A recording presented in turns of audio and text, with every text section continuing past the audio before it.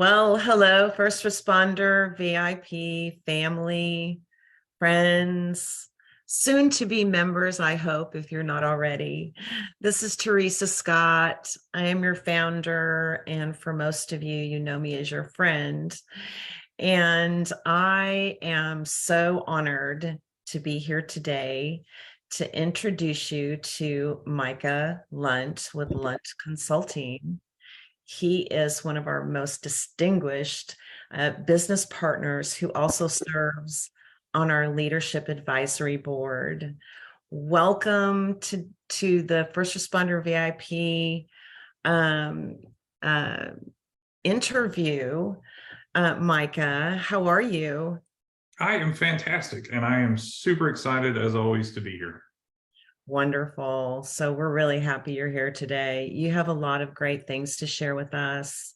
And I certainly want to emphasize on the fact that you're one of our most distinguished business partners because you are working with our cities and the leaders of our cities, which is critically important because they have expressed so many times, that they're looking for vetted resources that can help them best serve their communities, best serve their officers, best serve their firefighters, and we all need to improve. But they've been reaching out quite a bit lately, and so we are really interested in hearing about your story, your history, and really what your contribution is from your perspective to enhance the lives of our first responders and our veterans, and certainly our city leaders. Um, Maybe in the last 12 months, I know there's a lot going on. You're doing an incredible job out there. But I would like to ask, why did you choose this particular business? Yeah, absolutely. So the bulk of my professional background has been in public safety, specifically policing and local government leadership. Little right around 16 years of service there, last serving as a chief of police. And then for about a year and a half, I went over into the private sector and I was a director of sales there for a software as a solution company that provided services to local governments and specifically public safety organizations as well.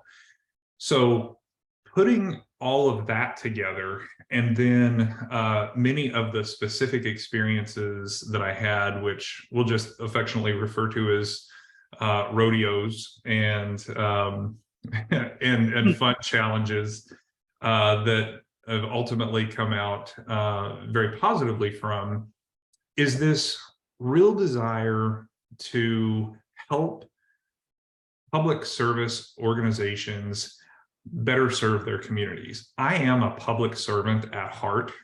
And I remember one of my very first field training officers when I first got into the profession.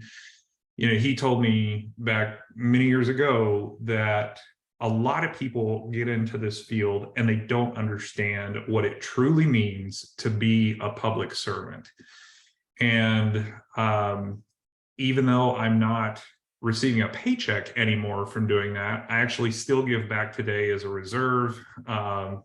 And that whole notion of service is what is the absolute most important to me. So my wife and I are very much aligned on that. And my wife, Shannon, helped me form Lunt Consulting years and years ago. And it, for us, was kind of a side hustle while we were performing our other, full-time professional duties. But in the last 12 months, I've had the opportunity in our life to devote my full-time attention to it. And we have just been super excited and blessed as to how it's taken off. So that's the the quick story of how we got here and a little bit about, why I chose to go into consulting and try to share the experience and things that I've learned along the way from being in those different seats. Very good. Very good. And I have been honored to witness some of those things you're doing. Can you give us an example of one of the maybe projects from a confidential standpoint so folks can understand what Lunt Consulting does? There's many, many, many divisions and things that the cities ask you to do. But can you share one example with us? Yeah, absolutely. So that is something, and you touched on it, which I appreciate. We work with a lot of organizations, whether they be in the public sector or private sector, that are, for lack of a better word, struggling. They're sort of flailing to succeed, and that may be because they have very outdated policies that maybe aren't even legal, or they have a promotional process that has not boded well for them, or maybe they just had a bad, sort of one-time blip experience that they're having a hard time getting around. But in whatever case, they're sort of struggling through. And some of those organizations want our involvement to be out in the open and very public and transparent. That's cool. We can do that. Others do not. And they want that to be very private and for us to kind of help from the sidelines. And so we totally understand that, and we'll do both. But the biggest thing that I think separates us from a lot of other firms is that when we go in to solve whatever kind of problem that it is, we do our absolute best to develop a comprehensive understanding of not just that problem, but really the organization as a whole. And we do that from a data-driven, experience-based practice.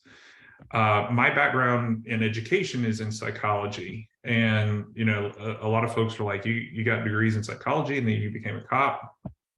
For me, nothing better. I mean, whether that be talking to somebody on the side of the road and conducting an investigation, to trying to elicit information that folks don't necessarily want to share, to now talking with perhaps an employee of an organization that hasn't had a voice and is considering leaving that organization because of the incivility, or they're just like their feet are in thick mud and they can't really actualize. Being able to create an environment where that person is free to talk, and then incorporate that data with other reports from that organization, our overall observations, and then to be able to sit down with the senior leaders and say, here's what we've discovered as potential problems or setbacks, roadblocks, things that are holding you back. And here are some specific solutions that we can also help you with from a training standpoint. So that's kind of how we go about doing that.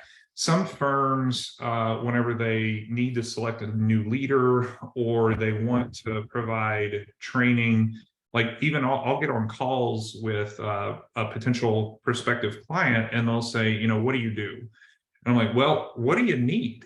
And, Right. and I always kind of turn that back around to say, why are you reaching out? And then I'll tell you if I can potentially help with that, and I'll tell you exactly how.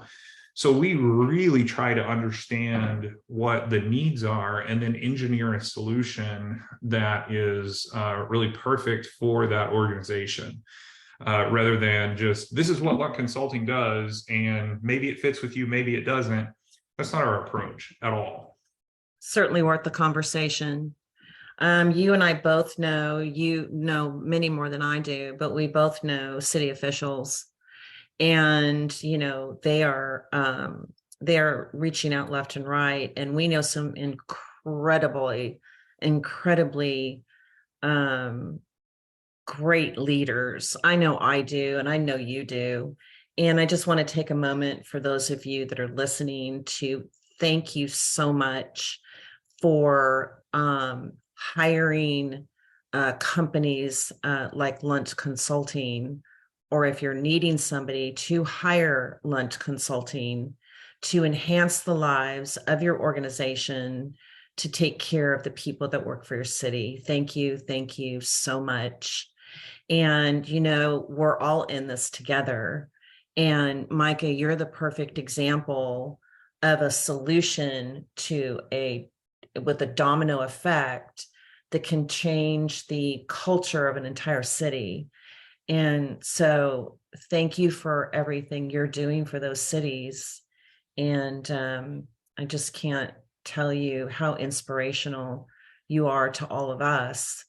Um, so I do have a question for you. Um, you really answered who you're most driven to support and inspire in your business life. And we've talked about your business life. Are there other people that come to mind? Because you're one of the best leaders I've ever met in my life. And a good leader, the reason that they do what they do is to inspire others to be their best selves. So do you have, besides city officials and organizations, other people in your personal or business life that you are committed to inspiring and supporting? Yeah, absolutely. So I'll start with my wife, Shannon.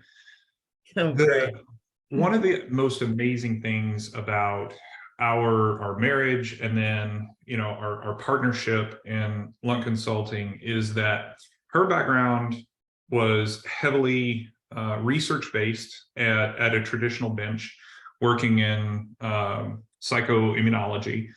And then she rose through the various ranks of that entire field from a research and academic side. So she's done everything from manage animal facilities to manage biorepository cores where samples of things are kept, to managing labs, to serving as now an assistant vice president for research and a research integrity officer at a major public institution here in Oklahoma. And so both of us experience and have experienced in our professional careers lots and lots of different struggles, moral dilemmas, situations where you've got competing interests and how to find that common path forward that actually unites people, and so on. And so we are very inspirational and supportive of each other as we discuss those things. And sometimes we have to have the conversation of, okay, am I in the husband role right now, or am I in the co executive type role? That's But great. that is just invaluable to have that resource as close to home as that. I have a just litany of folks that are responsible for helping me get where I am. The behind closed doors conversations that I had with my former chief, Greg Russian, assistant chiefs, Dan Curtis and Brad Fortune, Gay Schaefer, back in College Station, my first sergeant and just a phenomenal field level leader, Mike Dean, in my personal life, a gentleman by the name of Denny Wiseman, who was an executive in the oil and gas area, to just tons of folks. And it was through that mentorship where, although I made plenty of mistakes and I've got gobs of supervision, management, leadership scars, they helped me refine and practice those ideas before they were implemented or as I was implementing them, and so on. And so that mentorship piece, I'm just incredibly thankful for. And I like to think that I help some folks now in that same way. And that's the only way that I think we, particularly in the public sector, public service sector, really move forward, is having that strong mentorship. Because you can go to all this training, you can have tons of degrees and so on and on. But where the rubber meets the road is in the relationships that you build, and how you're actually able to affect the bottom line of service delivery.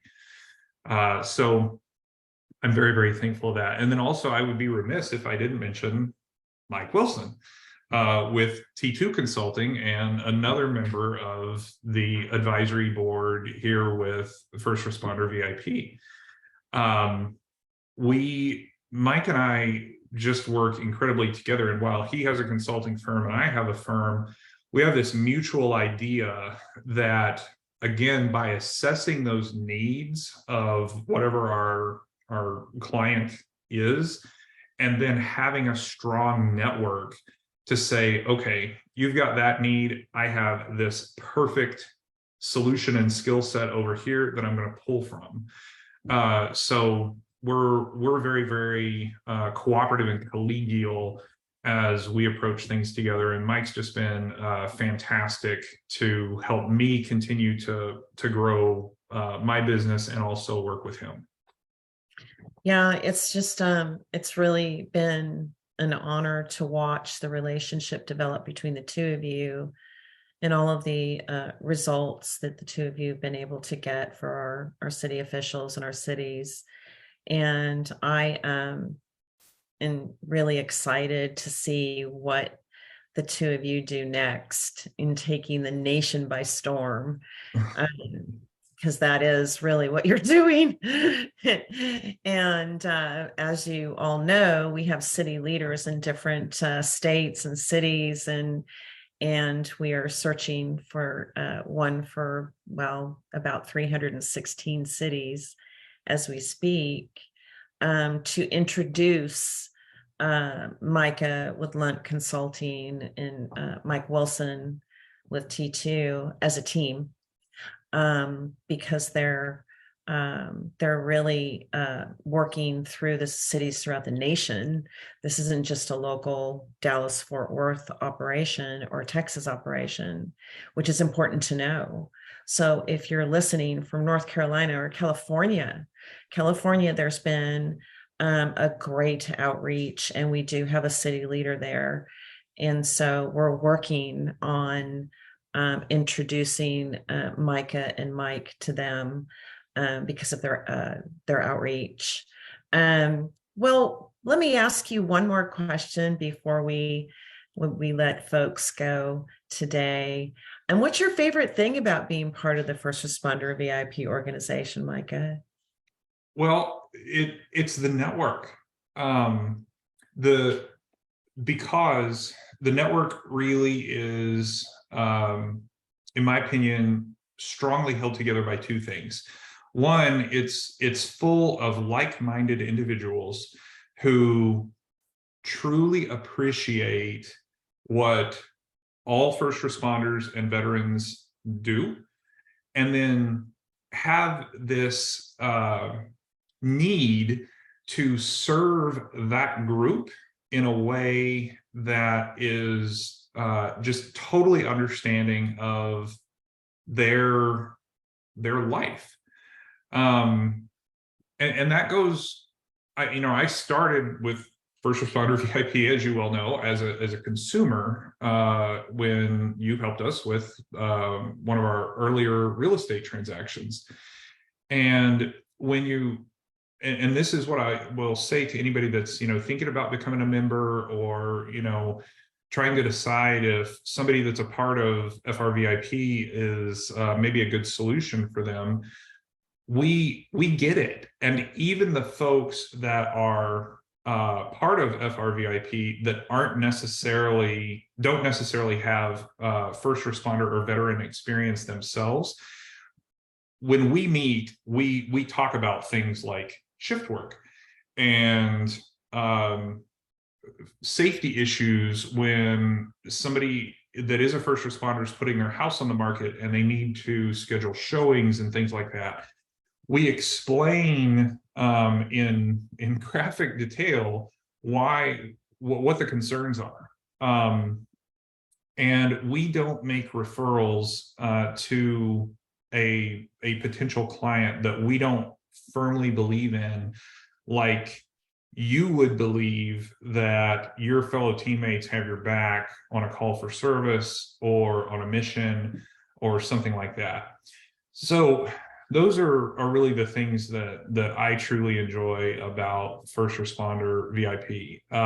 The work that the members that we serve do is hard. It is not easy. It is full of challenges, and being a public servant takes its toll after a while. And this organization is really designed to help you achieve what you want to achieve. That's part of the mission, that Teresa came up with, is we help you solve problems and achieve your dreams. And that's something that I can get behind and have always supported since I've been a formal leader in public service. So. Well, and I'm really happy to say that you and Shannon are incredible friends, and I really enjoy working with you on a professional level. So my husband and I feel very blessed to have you in our lives. And I really appreciate you being here with us today. You're such an inspiration, Micah. Thank you for everything that you're contributing to First Responder VIP and to all of our friends and city leaders. It's just an incredible what you're doing. So I thank you for your service.